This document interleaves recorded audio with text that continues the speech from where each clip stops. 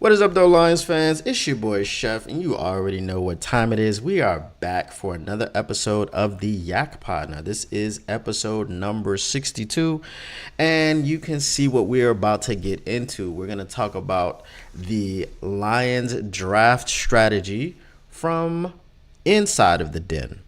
Now, I'm not talking about inside the den, the episode. No, I'm talking about people that are inside of that den. And to do that, we are going to look at a snippet of the 20 Men in the Huddle podcast with Tim Twentyman. And he had, as a guest, Coach Shep. Now, Coach Shep came on there and he talked about a lot of things. It was about a 20-minute segment that he had with Tim Twentyman, and then after that he had Daniel Jeremiah on there. If you have not seen the entire podcast episode, please go and watch that. Tim Twentyman does a wonderful job with the access that he has to the Lions, to the players, to the coaches, people around the team, things of that nature. But what we're going to do, we're going to go ahead and get into what Coach Shep had to say. And this was a question where he asked about what is kind of the assistant coach's role in the draft process. Now, obviously, this is one of the things that he said, but they have many different roles. It's a very collaborative approach, and you will see with what he said. So let's go ahead and take a listen to this.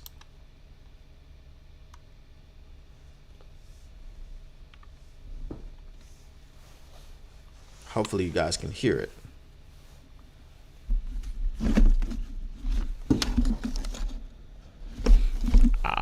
Again with the audio issues.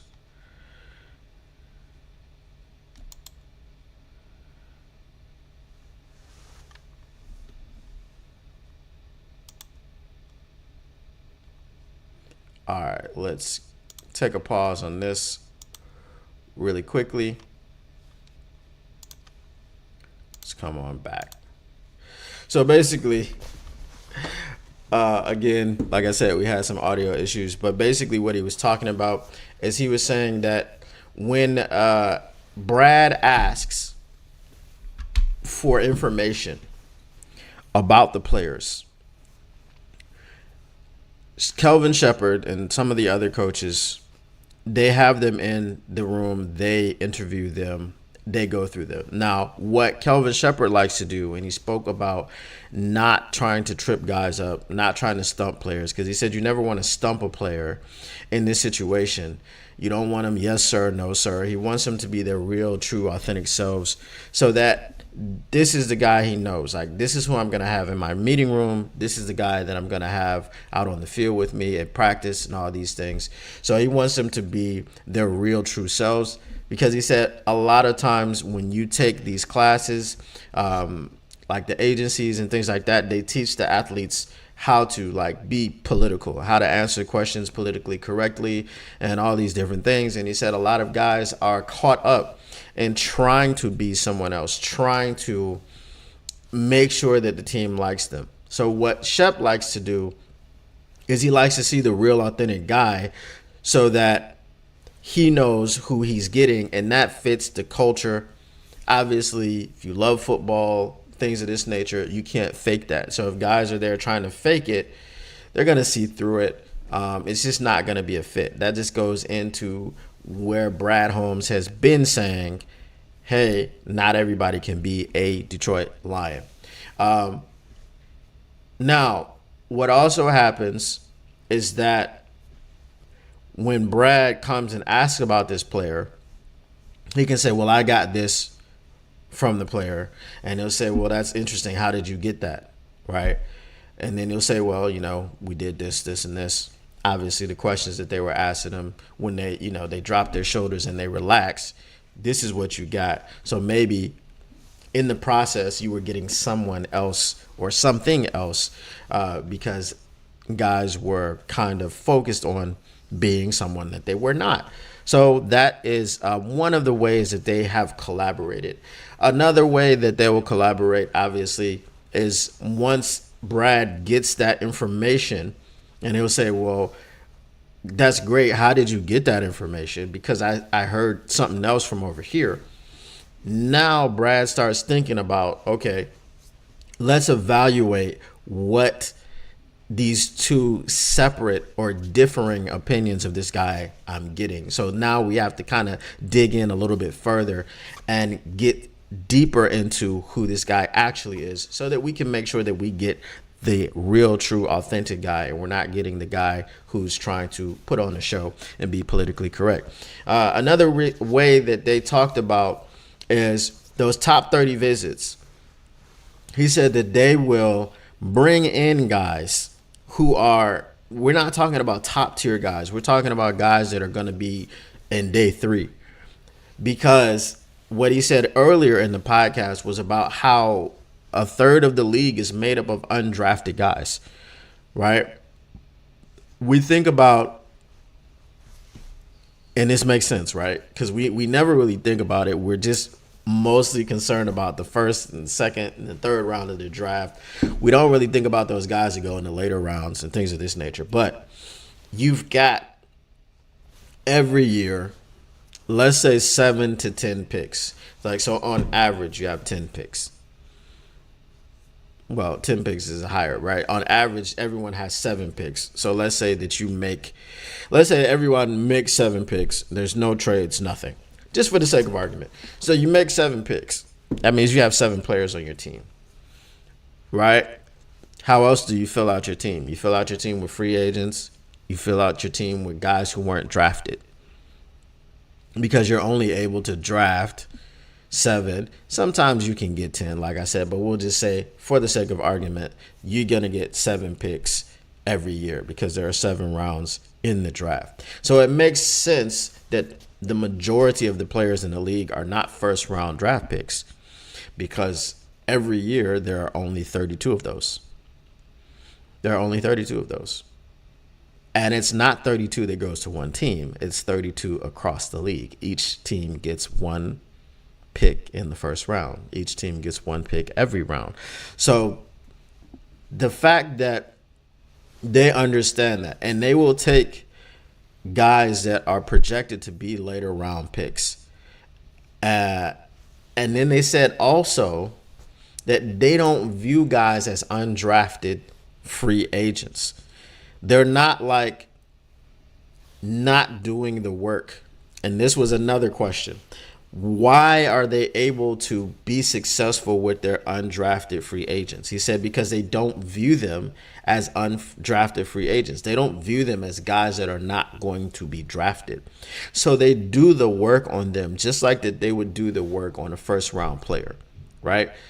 Then when the draft ends, they're very quick to get on the phone. They don't have to do any homework on these players. Like players that they've identified that they like, even if they're not going to get drafted, they've identified them already. So now they get on the phone with them and they're like, hey, blah, blah, blah, blah. We want you to come and try out for the Lions, yada, yada, yada. And they're able to really get like 5 or 6 guys every year in the building.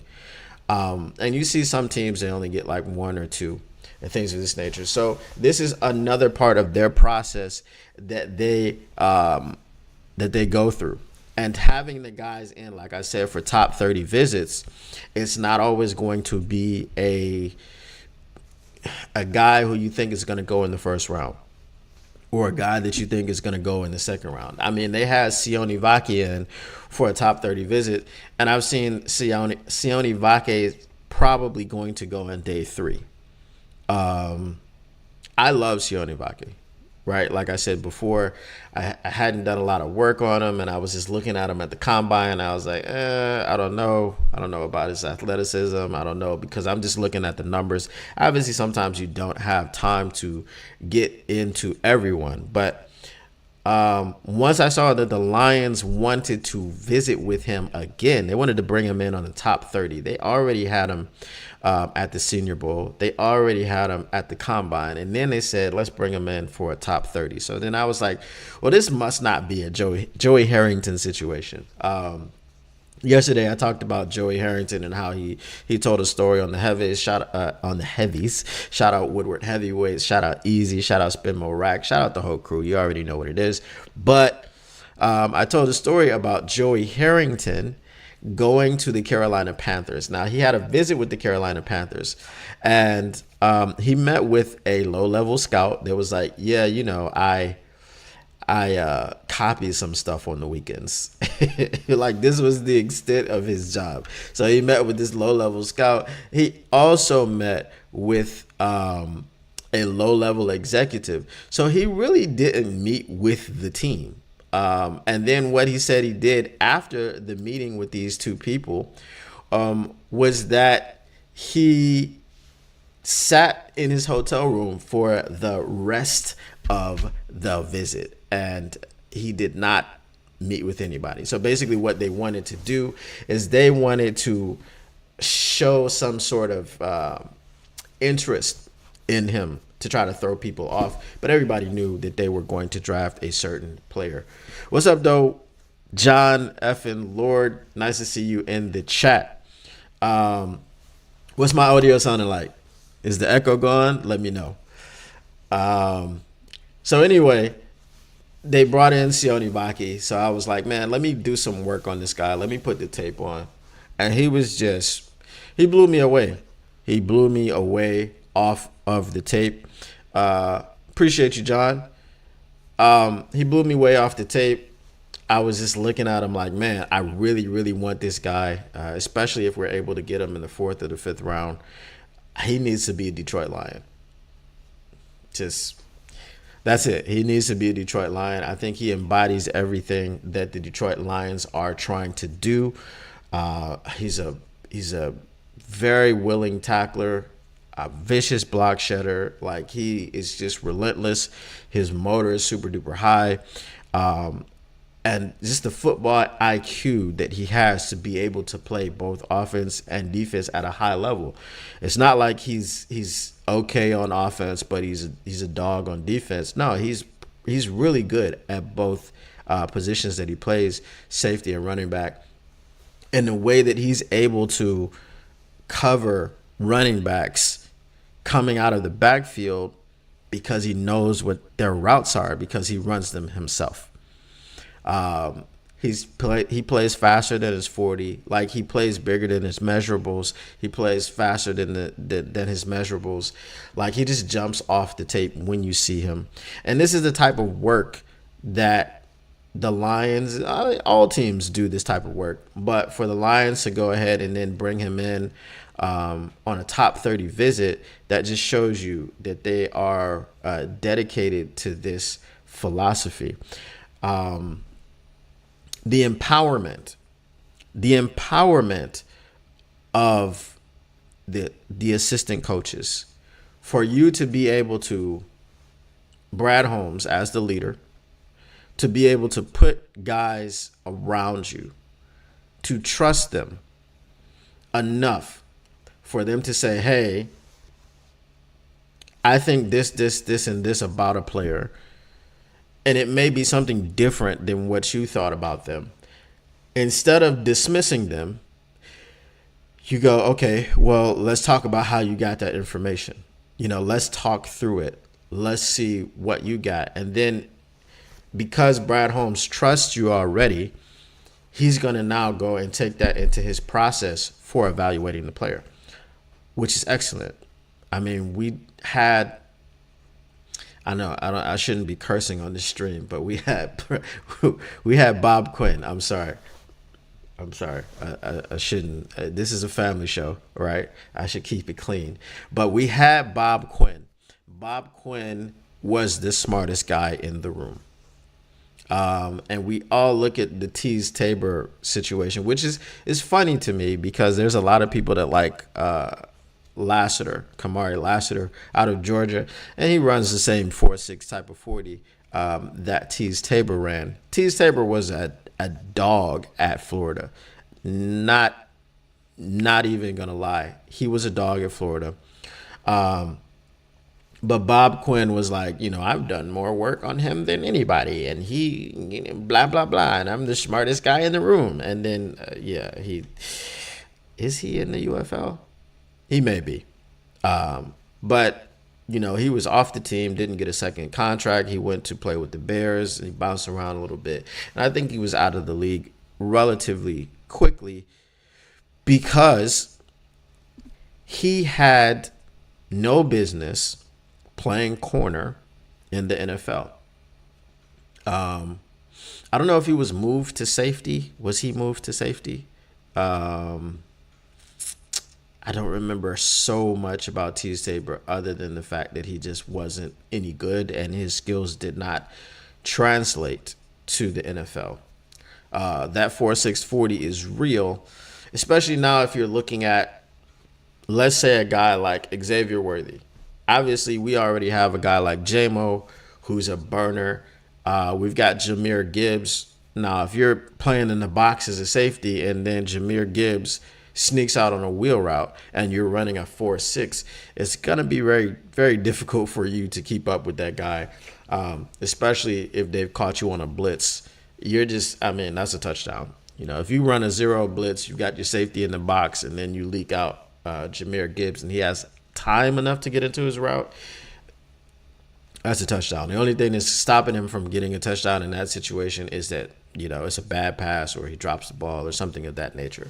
But so, with Bob Quinn and the whole Teez Tabor thing, it was like he was trying to outsmart everyone and be the smartest guy in the room so that if a pick like that were to hit, then he could be like, see, I told you, I'm the best GM to ever live. This, that, and the third thing, which obviously was not the case. He wasn't even a good GM. I'm not even going to say he wasn't even a good GM. He wasn't even a decent GM, which is why he's gotten no sniffs for a job at GM. No one is hiring Bob Quinn as a GM in the NFL. I would probably do a better job as a GM in the NFL because I study under Brad Holmes. I'm not in the building. I've never met Brad Holmes, but I study under Brad Holmes. I see what Brad Holmes does. I appreciate what Brad Holmes does. And if I were ever to become a general manager in the NFL, I would do it exactly the way that Brad Holmes does it because it works. Right? And I love the fact that we have things like 20 Minute in the Huddle podcast and all these other outlets and podcasts and shows that allow us to get an inside, in-depth view of the things that go on. This is a great media age for football fans. Some people may say that we have too much access. I personally think that we have too much access to the players. It's like I'm not really concerned about the lives of other people. You do what you do as long as you're not Ray Ricing and Greg Hardying and all these types of things, just be an upstanding citizen, come in, do your job, go home, stay out of trouble, this type of thing. But as far as like who you're dating and who you're marrying and all these things, I really don't care. I really don't care about it. But that's neither here nor there. That's a little bit off topic. So what we're talking about again is the draft strategy of Brad Holmes and crew. Imagine being at work. And I think, as adults, if you're an adult watching this show and if you had multiple jobs, imagine being at a job where your opinion is not valued, right? Kelvin Shepard said something about because he's involved in this process. He said he doesn't know how other teams do it because he's been fortunate enough to only be involved with Brad and Dan in his football journey as a player. No, not as a player, sorry, as a coach, which is crazy because as a player, we all know who his coach was. Yeah. So we already know about that. So to come back to the Lions organization after having that experience, credit to to Kelvin Shepard for being able to look and say, oh, these are different people. This is a different regime. This is something that I can get on board with, right? So, as a coach, he's only been with Brad and Dan. And he said that basically, as he goes through this process, because it's such a collaborative approach, because he can see that his opinion is valued, then he knows he's not wasting his time. He knows he's here for a reason. He knows that his opinion is going to be heard. Now, we may not draft the player or players that he wants to be drafted, but he knows that he's just not wasting his time. He's not just being sent off to do hours and hours and hours of work on linebackers. And these are people that are never even going to be considered. Now, the draft falls the way the draft falls. Sometimes people are available that you didn't think would be available and you trade up to grab them. Sometimes people are available that you didn't think would be available and they fall to your team, right? And when we go BPA, maybe the linebacker that Kelvin Shepard really wanted was the second best player. And we know that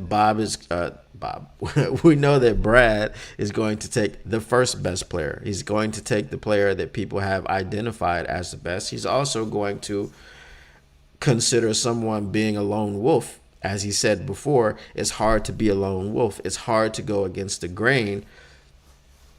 But that person that has the courage to be the lone wolf, the person is not going to be a yes man.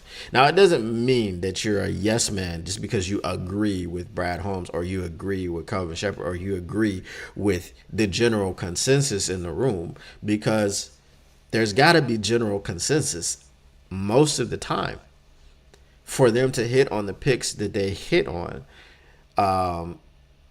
You may want one guy and he's the second best or he's the third best. So if he's the second or third best and we know who the best guy is on the board at the time, you got to give it up. You know that he's going to be picked. And that takes away the ambiguity. Also, like I said, so you go into a workplace and your opinion is valued. You're going to feel more valued. And also when you go into a workplace and the policy is clear, then there's not going to be any head scratching, right? Why did you take Jahmyr Gibbs at number 12 overall? He's a running back. This is what was coming outside. This was not in the war room. This was from outside. This was the outside noise. This was the national media. This was certain media outlets in Detroit. But inside of that room, everybody knew why Jahmyr Gibbs was picked. Everybody knew why Sam Laporta was picked. Everybody knew why Brian Branch was picked. Everybody knew why Jack Campbell was picked. Everybody knew these things because the policy is clear. We're going to go the best player available, and we are going to get to the best player available together, right? We're going to get to the best player available together. We are all going to understand what the culture is. We're all going to understand what the needs of the team are. And we're all going to understand how each player fits into this culture, into the needs. Like Brad Holmes said, everybody cannot play in Detroit. Everybody can't be a Detroit Lion. So you may think, hey, this player is great. Let's look at the Jalen Carter thing. Now, someone told me, because I thought that Jalen Carter had been widely keeping his nose clean since he got drafted. And I'm hearing that he's, involved in all types of stuff, threaten somebody's kids or whatever the case may be. Like, there's just stuff that we don't hear about things like that are not going to get really reported. Now, if you're following Eagles Twitter, you probably know about these things. If you're following another team's Twitter and another player that you wanted, you probably are going to hear about good things and bad things about this player. Just like, we think the Cam Sutton thing was NFL wide. It probably was, because there was actually a warrant out Just like the Rashee Rice thing.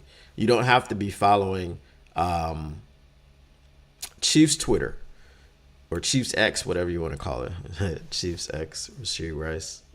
Get it? Okay. Anyway, you don't have to be following Chiefs X or Chiefs Twitter to like when someone is in a car accident or, you know, something which is kind of like, you know, national news.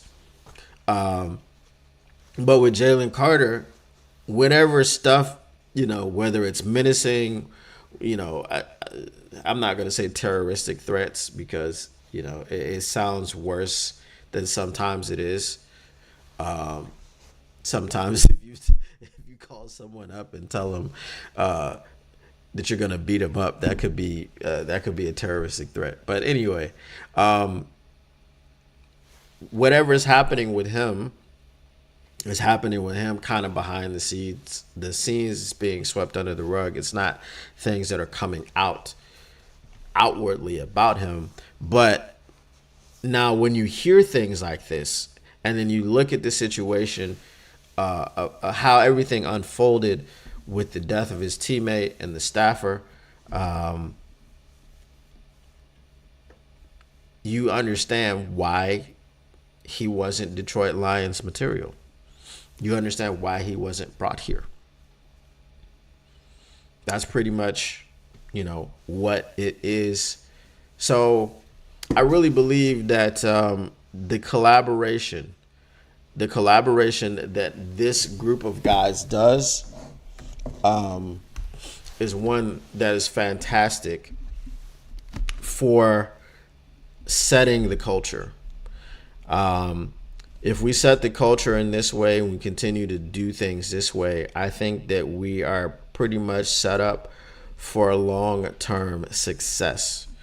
And that's just the way it is. It's just the way it's going to be. So let's move on to our next topic. Our next topic is something a little bit fun. Brian Branch on Twitter. And then not the actual player, Brian Branch, but there's an account called Brian Branch. And this person has come out with tier ranking from the people in the draft. Now, let me pull this up.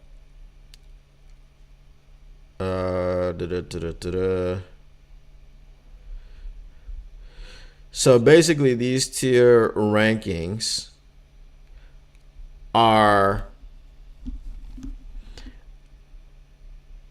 let's see. These tier rankings are people that you wanted on the team. I'm not going to do the last one. People that you've wanted on the team for months. People that you would be happy with if we drafted them. And then people that would be, it would take you a day to get over. And the last one, I'm not going to do. Because it's just like the bottom has fallen out and you're about to do harm to yourself. So I'm not going to do that.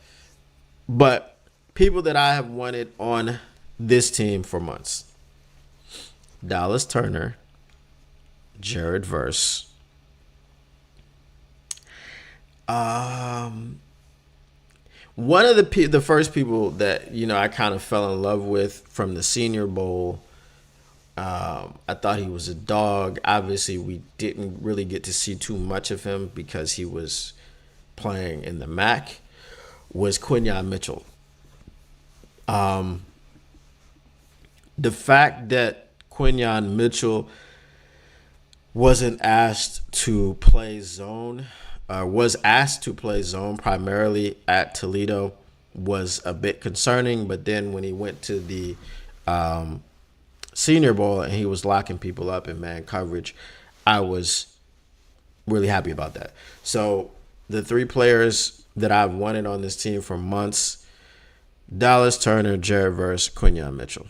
Now, here's the funny thing about that.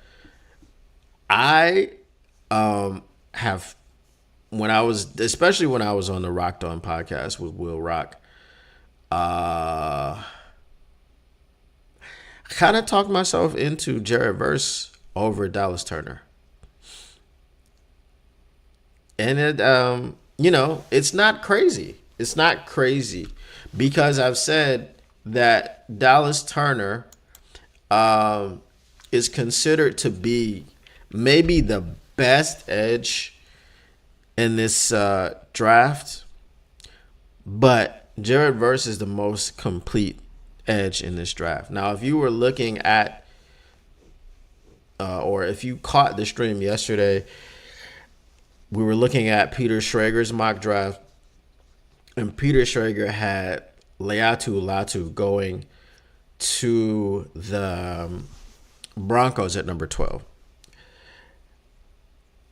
I would love for him to go to the Broncos at number 12. I really don't think, because he had Dallas Turner going to the Falcons at number 8. And I really don't think that it's possible that that doesn't happen.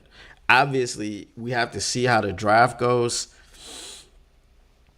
Maybe, and this is a possibility, maybe you want to get another receiver for Kirk Cousins, depending on who falls to number 8. If Malik Neighbors is still there, maybe that's too good for you to pass up. Maybe you don't go and get a Dallas Turner. Look, the stranger things have happened. Okay, Penei Sewell was available for us in a situation where he probably shouldn't have been available. He should have been drafted higher. But the Bengals wanted to go and get Joe Burrow's college teammate, Jamar Chase. So Jamar Chase, a wide receiver, was taken in front of Penei Sewell, who's probably the best right tackle in football, right? And can play both right and left, played left in college, kind of seamlessly went over to the right, has filled in spots for Taylor Decker when he's gone down on the left. So someone like that, absolute dog, absolute beast, he was available to us. So we took him. It was a no-brainer. Brad Holmes hit the Forrest Gump, run it up to deliver the Penei pick to the point where the NFL actually got upset with him because they were like, this is a production, this is a show talking about the draft. We gotta wait. We can't just be making picks all willy nilly. Just you got to keep the suspense going. So he was able to do that in later drafts, but that's a situation that happened. Now, the unfortunate part about number 8 is right behind number 8. Number 9 at number 9 is the Chicago Bears. Chicago Bears need an edge. And Dallas Turner has just made it past the Atlanta Falcons because the Atlanta Falcons couldn't resist Malik Neighbors, or they really like Brian Thomas Jr., the way that he can stretch the field and all these things. So they took him. They gave him to Kirk Cousins. Now you have Drake London. You've got Kyle Pitts. And then you've got, Brian Thomas Jr. You've got Malik Neighbors. Someone like that. I mean, it's a dream. It's a dream for that to happen. But then once that happens, then you've got Dallas Turner just sitting there for the Bears. I mean, to be quite honest with you, if the Bears were thinking about Dallas Turner at all, I really want the Atlanta Falcons to take Dallas Turner because I don't want to have to deal with Dallas Turner twice a year for, the next 5, 6, 7, 8, 9, 10, 11 years, however long his career is. But I say 5 years because obviously, as a first round pick, you've got the 5th year option. Who knows what the Bears are going to do? The Bears are an organization that hasn't been great. They haven't been great, especially with quarterbacks. They haven't been able to develop quarterbacks, which is why I say don't mess around with the Dallas Turner. If Dallas Turner is even there, Bears, don't mess around with him. Just go ahead and get yourself a tackle. Get yourself a tackle or get yourself a center. Just, because Caleb Williams needs to be protected. He needs to be protected. If you're going to develop a player like a Caleb Williams, the first thing that you have to do is you have to protect him. You can't let him be out here in the wild, all willy and nilly. We got Bears and not Bears. He plays on the Bears. You got Lions and you've got Vikings. I don't really know what a Packer is. It's a guy that packs cheese into a box on an assembly line. That's not scary. But Lions and Vikings are scary. I've been to the Viking Museum in Denmark. Those aren't people I would want to mess with. So don't mess around with Vikings. Don't mess around with Lions. Just get someone to protect him from Vikings and Lions. That's what you need to do, Bears. Take it from me. So, that's the only way that I think that we could get our hands on a Dallas Turner. But again, if we are not able to get him, I definitely need him to go to the Falcons. I don't want to see him on the Bears. So then, Latu at 12. Again, here's the thing about Latu. Latu, yes, they say he's the most complete edge rusher. Look how he did against really bad offensive lines like Colorado and USC. And look how he did against really good ones like Washington. What is your take? I'm not gonna to poison the well. I just want you to go back and look at those things. Look when he went up against people who he's gonna be going up against on Sundays. How did he fare? How did he do in those situations? Did he do as well as you would like him to do? Also, Latu is he's not great against the run. I mean, he's passable. He's okay. And then there's that neck injury. Like I said, I'm going to keep saying that Leighton Vander Esch medically retired because of neck injuries after 3 seasons. Now, maybe, and I've said, if Latu falls to us at number 29, I'm not mad at the pick.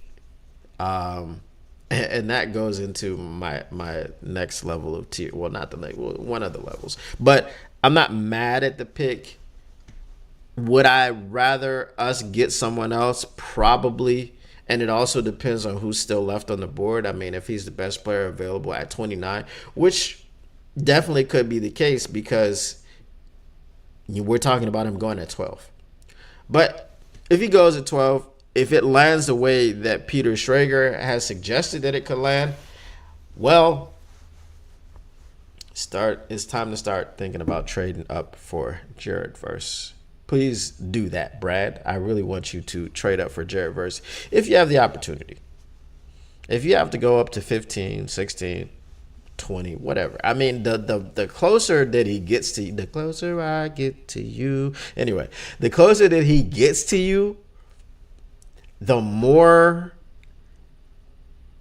the more that you want to go up and get him. I mean, if he gets to 20, as I said yesterday, if he gets to 20 and the Pittsburgh Steelers have that pick, he's not getting past Miami because Miami needs defensive line help. Seriously.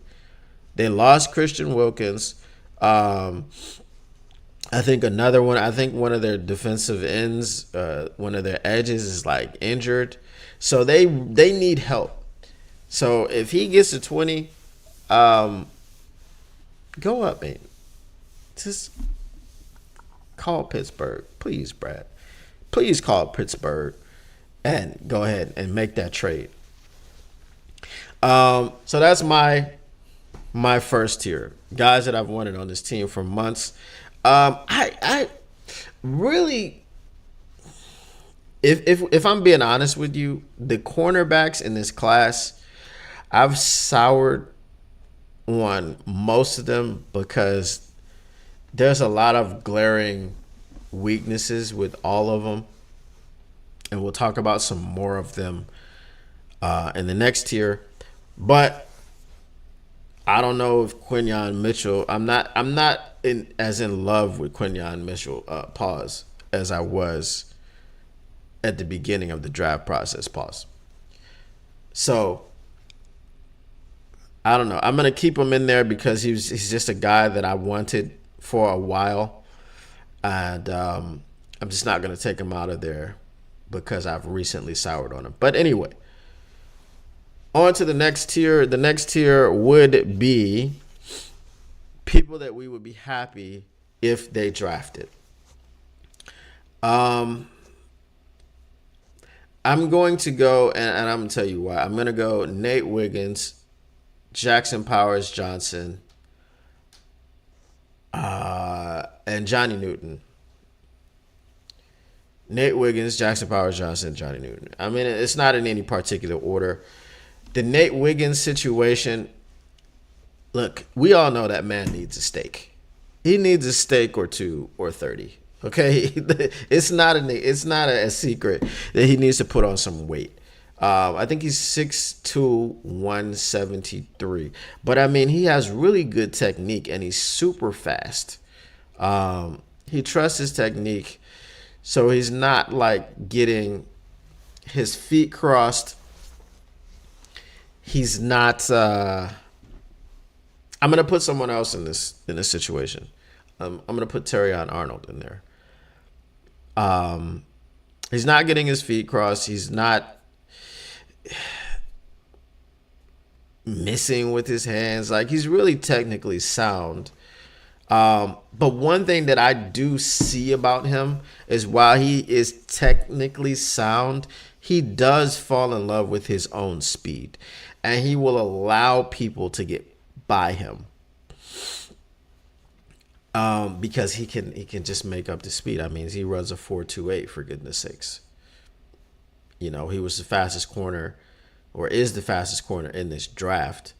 That has been invited to the combine because if you see, I think Starling Thomas ran a really fast 40 last year. But if you could correct me if I'm wrong, I don't think he was invited to the combine. So I think that he was, he didn't have that official time recorded. So he probably just had a pro day time. But Nate Wiggins, like I said, he can fall in love with his speed. And just, I don't know how a 173-pound frame holds up against the run in the NFL. And that's the only thing I'm worried about. I'm not really worried about tackling receivers, things of that nature. He's got really good instincts, man. Like, you'll see in his highlights, he's running down, chasing somebody down from the back, punching the ball out of the back of the end zone. You know, things of this nature. So I have no real concerns about Nate Wiggins as far as his technique, as far as his ability to play corner, outside corner, man press. I don't have any reservations about any of that. As I said, coming from the chef, he needs about 30 steaks, right? Porterhouse. You know, not that lean stuff either. He needs some fatty steak so he can put some weight on, along with that protein. JPJ, I mean, there's really nothing negative to say about JPJ except for just the injury history. And I understand what Brad said about the injuries. I understand that it is a 100% proposition. You're going to get injured in the NFL. There's no way around you getting injured in the NFL.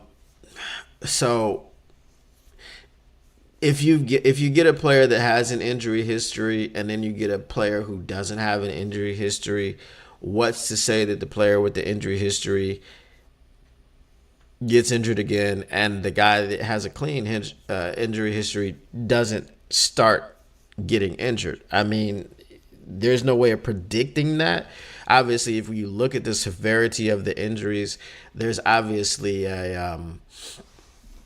there's a risk of re-injuring things. But then if we know anything about the human body, whenever you work out, you lift weights and everything, your muscles tear and they come back stronger and they come back bigger. So, I mean, that's just one thing that we can look at. Nothing negative to say about JPJ. If selfishly, like I said, I know that having a beast offensive lineman is something that we need to continue to have. And we had the best backfield in the NFL history last season. I don't keep saying that. And we had that because of the offensive line opening up those holes, and obviously the ability of the running backs. Both of them are special backs. So the ability of those two guys,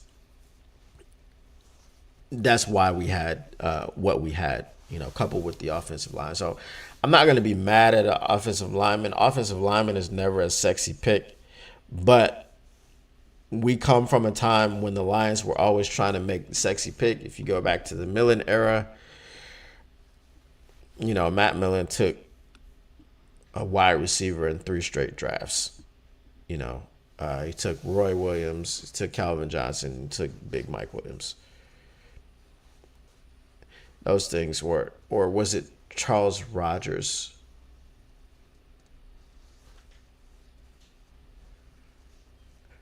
I think one of them was. I think Big Mike Williams was taken. I don't know. I'm gonna say Charles Rogers was the pick, right? Correct me if I'm wrong. Sometimes the memory gets foggy. So yeah, I mean, we had the pick that was supposed to be the sexy pick. But it wasn't always the smartest pick. And obviously, if the offensive lineman is the pick, I'm not going to be upset at all. My third player in this, I said, Johnny Newton. Bro, I mean, I know we got DJ Reader and Aleem McNeil, but what a rotation. What a rotation of defensive tackles we would have if we had those 3 guys on the same roster. Now, we're talking about position versatility, which Johnny Newton has. He can do multiple things on that defensive line.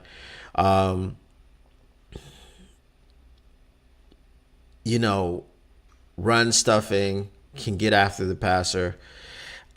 I mean, it would just be a sight to behold, and especially, I know he's coming off the Jones fracture, but so is Kool-Aid McKinstry, and there are people who really, really want Kool-Aid McKinstry on this team. So I'm not really concerned about Johnny Newton. I just know what he could do on this team, what he could do in a rotational role. I mean, imagine being on a 3rd and 1 and having to stuff the run, and you're rolling out a line of Aiden Hutchinson, DJ Reader, Aleem McNeil, and Johnny Newton. It's like your jumbo package. What kind of jumbo package do other teams have? This is a jumbo package that would just be crazy, and then you drop a lineman, or you drop a linebacker, and you put in an extra lineman, which would be like Marcus Davenport. And again, we're getting to that again, the Marcus Davenport situation. I think Brad Campbell, which is Brad Holmes and Dan Campbell, I think Brad Campbell is a lot higher on Marcus Davenport than the majority of us, especially with Davenport's familiarity with Aaron Glenn and Dan Campbell. Again, but like I said, it's just the injuries, man. If he can bounce back, obviously he said that it's like he's been rebuilt, like he's a $6 million man or something like that. If he's walking around with a bionic hand and a bionic shoulder, I'm cool with that. Because it's bionic, but I don't think it's bionic, and that's the problem. If you replaced his body parts with, top of the line cybernetics, that would be one thing. But we're human beings, and you've just stitched together his human parts. So again, I really hope for Marcus Davenport to be able to return to form, but my Jared Verse thing is because why risk it? That's my thing. If you walk into, of course we have James Houston. I'm not forgetting about James Houston. But if you walk into a situation with only James Houston, because Marcus Davenport could, and as we said, we have to look at, I have to figure out, I'm gonna look it up right now. I'm looking it up right now so that we can understand what we're looking at. Which ankle did James Houston break? That's what we need.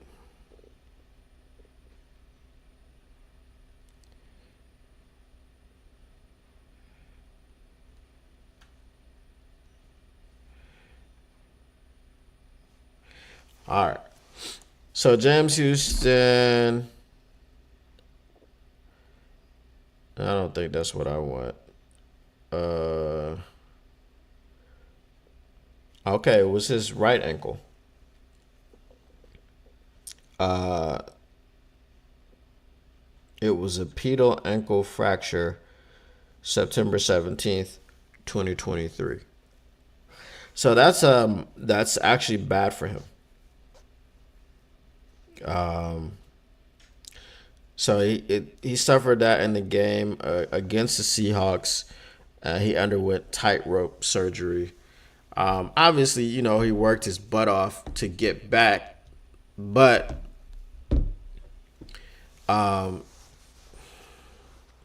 that's the angle he's pushing off on to get around the edge. All right, that's the ankle that's going to have the most stretch because he plays right defensive end. Aiden Hutchinson plays on the left, right?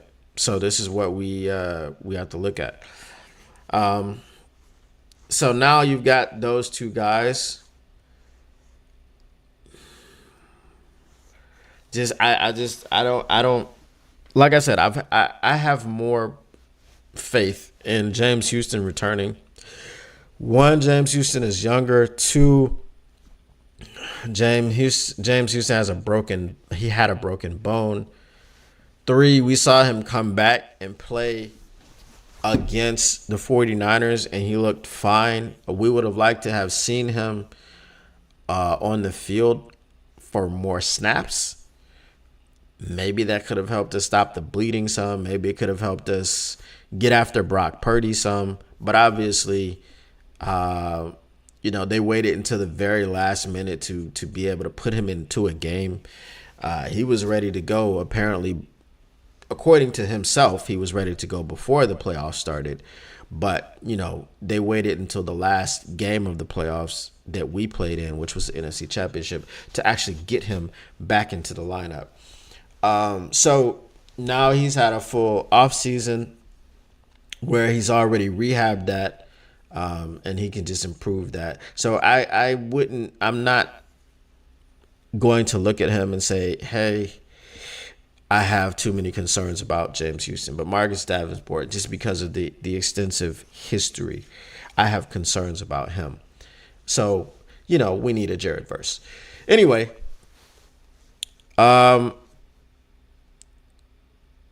so Johnny New, and then there's Terrion Arnold. Terrion Arnold, again, we saw him go in Peter Schrager's mock draft, we saw him go 11 to the Vikings.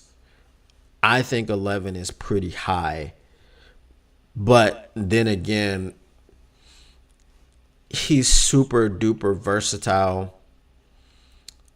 He got targeted a lot last year. And that always concerns me because opposite of Kool-Aid McKinstry, you're targeting the other guy. So that's one of two things, probably a combination of both. You don't respect the skill set of the other guy as much as you respect the skill set of Kool-Aid McKinstry, which is why you want to throw away from him. And then the other thing was that he played on the left side. So this was pointed out to me as well, because if you have a right-handed quarterback that you're going up against, most of them are right-handed. It's easier to throw on that side because you're not throwing across your body to your left. You're throwing to your right, which is the defense's left. Right? So probably a combination of both of those things. And I don't know which one weighs more. I don't know, what the game plan was for these teams. So that kind of concerned me with him, was just the amount of targets that he had. He did get 5 interceptions, which is very good. He was recruited as a safety and, played cornerback. He's an All-American cornerback at Alabama. So obviously that's great. He does have some technique concerns. I mean, as I've said before, this is a very, very coaching heavy draft because whoever gets drafted, many of the top prospects are going to need a lot of development, a lot of coaching. Similar to Dallas Turner. Dallas Turner has a lot of development that he can do, but if you were able to get a guy like Terrell Williams coaching him, why not? I think he would develop rather quickly, but Jared Verse seems to be, obviously, if you saw the Rocked On podcast, he was compared to cheese. Jared Verse was 10-year-old aged Parmesan, and Dallas Turner was 5-year-old aged Parmesan. So obviously, Jared Verse has some more seasoning. This is why I was talked into taking Jared Verse over Dallas Turner, because I think Jared Verse is the most ready right now. And you see the conversation keeps going back to Jared Verse. It doesn't matter how far away from Jared Verse I get, I'm coming back to Jared Verse. So I really want Jared Verse on the team. But so Terrion Arnold, I would be happy with the pick. Like I said, there is development that has to happen. Now, the third and the final tier that I am going to do, because there are 4, but I'm not doing that last one. If you want to go and search it up on Twitter what it is, I'm just not going to advocate for it. But it would take you a day to get over the pick. Obviously, there are a few people that it would take me a day to get over. But again, none of this would actually, you can't look at Brad Holmes' track record in the draft and actually be upset with the things that he does. So I'm going to say Darius Robinson, definitely Chop Robinson. And just give me Ennis Registraw. Those are the 3 that. I mean, actually, you know what? Darius Robinson probably could go into the tier of. I'd be happy to have. I'd be happy if they picked him. I mean, if that was the pick, and there were no other people on the board. I would be happy with Darius Robinson. I'm not going to lie. So I'm going to take him out of that tier. So really, I just have Chop Robinson,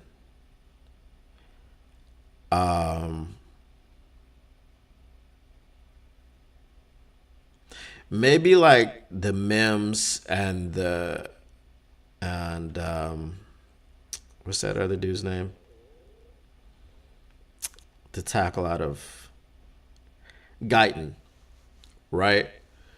They didn't play a whole lot of football. So if you were to take one of those guys, Amarius Mims, Tyler Guyton, and Chop Robinson, it would take me a bit. It would take me a bit just to kind of process what is happening with these guys. I mean, Chop Robinson he doesn't have enough production for me. He just doesn't have enough. I understand, and I think I did a profile of him a while back, and he was the reason that Michigan had to stop passing the football when they played against them. Obviously Michigan, the national champions, go blue. You already know what it is. But, he was the reason that they had to change their offensive game plan. And that's cool. And if you deploy a Chop Robinson along with a DJ Reader and a Lee McNeil and an Aiden Hutchinson, that could be a deadly combination. But I'm not sold on Chop. I'm not sold on his repertoire, his counters. How many moves does he have to win? He's a speed guy. What's his power like? You understand what I'm saying? So can he get a lot of speed to power going? Can he finish sacks? Can he get quarterbacks on the ground? These are legitimate questions that I have about Chop Robinson. So that's why he's in that tier of, like, it would take me a day. Like, the next day I'd be okay with it. Like, going into round 2 and 3 of the draft, that Friday, I would have gotten over it by then.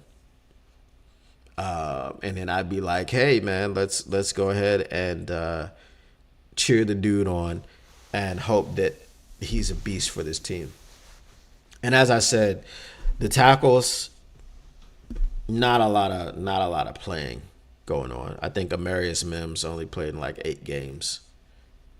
So, those types of situations. And then with Tyler Guyton, there are just a lot of better tackles in this situation. That doesn't make him a bad tackle. He may be really good as a pro. He may not be. But there's probably other tackles, well, not probably, surely, other tackles that you wanted before him. So, again, that would be the situation why I would be needing a minute if we drafted Amarius Mims, Chop Robinson, or Tyler Guyton.